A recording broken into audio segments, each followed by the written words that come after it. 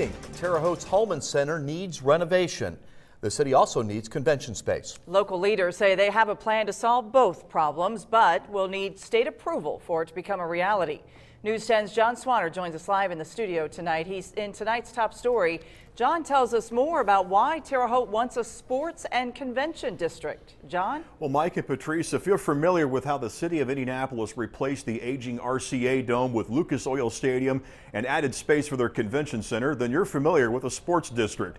Terre Haute wants to do the same thing, but on a much smaller scale. The problem, though, is the caveat, if you will, is that state lawmakers are having some challenges with Terre Haute's proposal.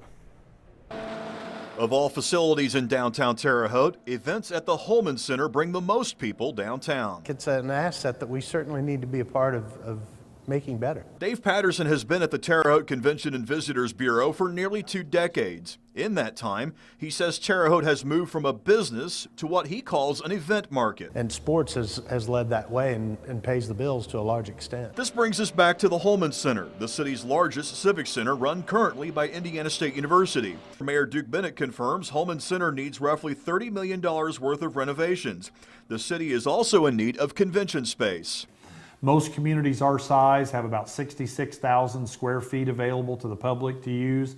Terre Haute has less than 6,000. An idea being considered is to put a convention center on the south lawn of a newly remodeled Hulman Center.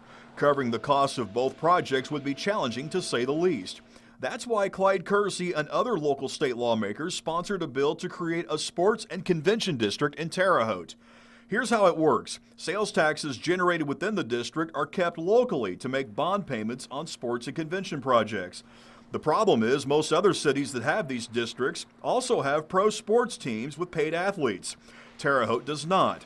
Kersey says this has been a major hurdle to overcome. Because they had that mindset, they expected us to come in with a proposal for a professional baseball team. Kersey stresses the law allows for sports and convention districts. While the initial bill never got out of committee, they're still hoping other lawmakers will carry the district as an amendment on other bills making their way through the State House.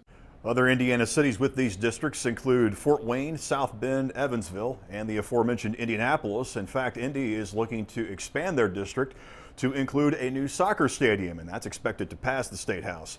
We should point out that while the Terre Haute Rex is considered a professional baseball team, they are collegiate athletes, therefore they're not paid. We'll keep you updated on this story as further developments come. Live in the newsroom, I'm John Swanner. Micah Patrice, back to you. All right, thank you, John.